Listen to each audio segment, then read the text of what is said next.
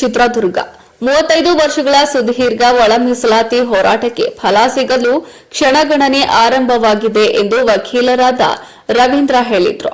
ಚಿತ್ರದುರ್ಗದಲ್ಲಿ ಸುದ್ದಿಗಾರರೊಂದಿಗೆ ಮಾತನಾಡಿದ ಅವರು, ಭಾರತದ ಸರ್ವೋಚ್ಚ ನ್ಯಾಯಾಲಯ ಐತಿಹಾಸಿಕ ತೀರ್ಪು ನೀಡುವ ಮೂಲಕ ಶೋಷಿತ ಸಮುದಾಯಗಳಿಗೆ ಸೌಲಭ್ಯಗಳಿಂದ ವಂಚಿತರಾದ ಸಮುದಾಯಗಳಿಗೆ ಉಸಿರನ್ನ ಕೊಟ್ಟು ಬದುಕಿನ ಭರವಸೆ ನೀಡಿದಂತಹ ತೀರ್ಪು. ಈ ತೀರ್ಪಿನ ಭರವಸೆ ನೀಡಿದ್ರು. ಸಿದ್ದರಾಮಯ್ಯನವರು ಒಳ ಮೀಸಲಾತಿಯನ್ನ ವೈಜ್ಞಾನಿಕವಾಗಿ ಯಾವುದೇ ತರಕಕ್ಕೆ ಅನುಷ್ಠಾನಗೊಳಿಸಿ ಸಮಾಜಕ್ಕೆ ನ್ಯಾಯವನ್ನ ನೀಡಬೇಕಾಗಿದೆ ಎಂದು ವಿನಂತಿಸಿದ್ರು. ನಾಗಮೋಹನ್ ದಾಸ್ ವರದಿ ವೈಜ್ಞಾನಿಕವಾಗಿದೆ. ನ್ಯಾಯಮೂರ್ತಿ ನಾಗಮೋಹನ್ ದಾಸ್ ಅವರ ಒಳ ಮೀಸಲಾತಿ ವರದಿಯು ವೈಜ್ಞಾನಿಕವಾಗಿದ್ದು, ಇದನ್ನು ಮುಖ್ಯಮಂತ್ರಿಗಳು ಜಾರಿಗೊಳಿಸಲು ಬದ್ಧರಾಗಿದ್ದಾರೆ. ಆಯಾ ಸಮುದಾಯದ ಸಚಿವರು ಇದಕ್ಕೆ ಸ್ಪಂದಿಸಬೇಕು ಎಂದು ಮಾದಿಗ ಮುಖಂಡ ಹಾಗೂ ವಕೀಲ ರವೀಂದ್ರ ಚಿತ್ರದುರ್ಗದಲ್ಲಿ ಮನವಿ ಮಾಡಿದ್ರು. ಸಂವಿಧಾನದ ಆಶಯದಂತೆ ದತ್ತಾಂಶ ಸಂಗ್ರಹ ಮಾಡಲಾಗಿದ್ದು, ತುಳಿತಕ್ಕೊಳಗಾದ ದಲಿತ ಏಳಿಗೆಗಾಗಿ ಮೀಸಲಾತಿ ನೀಡಲಾಗಿದೆ. ಒಳ ಮೀಸಲಾತಿ ಜಾರಿಗೊಳಿಸಲು ಸಹಕರಿಸುವಂತೆ ಕೋರಿದ್ರು. ವರದಿ ಹರೀಶ್ ನಾಯಕನಹಟ್ಟಿ, ಚಿತ್ರದುರ್ಗ. 35 ವರ್ಷಗಳ ಸುದೀರ್ಘ ಒಳ ಮೀಸಲಾತಿಯ ಹೋರಾಟಕ್ಕೆ ಫಲ ಸಿಗುವಂಥ ಕ್ಷಣಗಣನೆ ಆರಂಭವಾಗಿದೆ. ಈ ತೀರ್ಪು ನಂತರ ಕರ್ನಾಟಕದ ಘನತೆವೆತ್ತ ಮುಖ್ಯಮಂತ್ರಿ ಸಿದ್ದರಾಮಯ್ಯನವರು ಈ ಒಂದು ಒಳ ಮೀಸಲಾತಿಯನ್ನು ಅತ್ಯಂತ ವೈಜ್ಞಾನಿಕವಾಗಿ ಯಾವ ತರ್ಕಕ್ಕೂ ಒಳಗಾಗದ ಅಂಶಗಳನ್ನು, ಪ್ರಸ್ತುತವಾದ ದತ್ತಾಂಶಗಳನ್ನು ಸಂಗ್ರಹಿಸುವ ಸಲುವಾಗಿ ಘನತೆವೆತ್ತ ನಿವೃತ್ತ ನ್ಯಾಯಮೂರ್ತಿಯಾದಂಥ ಎನ್ ನಾಗಮೋಹನ್ ದಾಸ್ ಅವರನ್ನು ಆಯೋಗವನ್ನು ರಚನೆ ಮಾಡಿದರು. ಪ್ರೇರಣೆಯಾದವರು ಆಂಜನೇಯನವರು. ನಾಗಮೋಹನ್ ದಾಸ್ ಅವರು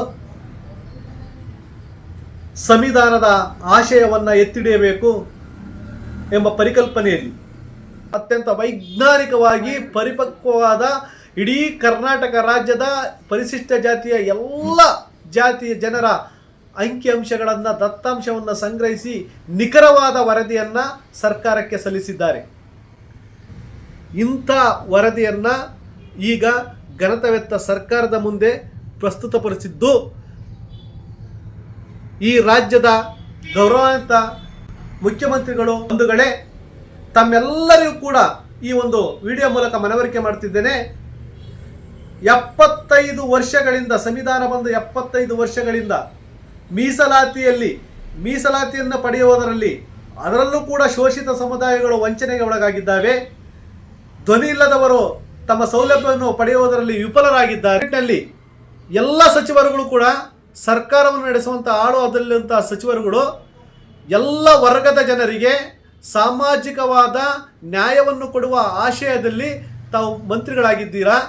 ಯಾವಾರು ಕೂಡ ತಮ್ಮ ಜಾತಿಗೆ ಸೀಮಿತವಾಗದೆ, ಯಾವ ಜಾತಿಯಲ್ಲಿ ಯಾವ ಶೋಷಿತ ಸಮುದಾಯಗಳಿವೋ, ಯಾವ ವಂಚಿತ ಸಮುದಾಯಗಳಿವೋ, ಯಾವ ಜಾತಿಯಲ್ಲಿ ವಂಚನೆಗೆ ಸೌಲಭ್ಯವನ್ನು ಪಡೆದಂಥ ಸಮುದಾಯ ಹಿಂದುಳಿಕೆ ಇದೆಯೋ ಆ ಸಮುದಾಯಕ್ಕೆ ನ್ಯಾಯಬದ್ಧವಾದ ಸೌಲಭ್ಯಗಳನ್ನು ಕೊಡಬೇಕೆಂಬ ದೂರದೃಷ್ಟಿಯನ್ನಿಟ್ಟುಕೊಂಡು ತಾವೆಲ್ಲರೂ ಕೂಡ ಬುದ್ಧ, ಬಸವ, ಅಂಬೇಡ್ಕರ್ ಆಶಯದಂತೆ ಸಂವಿಧಾನಕ್ಕೆ ಪೂರಕವಾಗಿ, ಸಂವಿಧಾನದ ಆಶಯಕ್ಕೆ ಬದ್ಧರಾಗಿ ನಡೆಯಬೇಕಾದ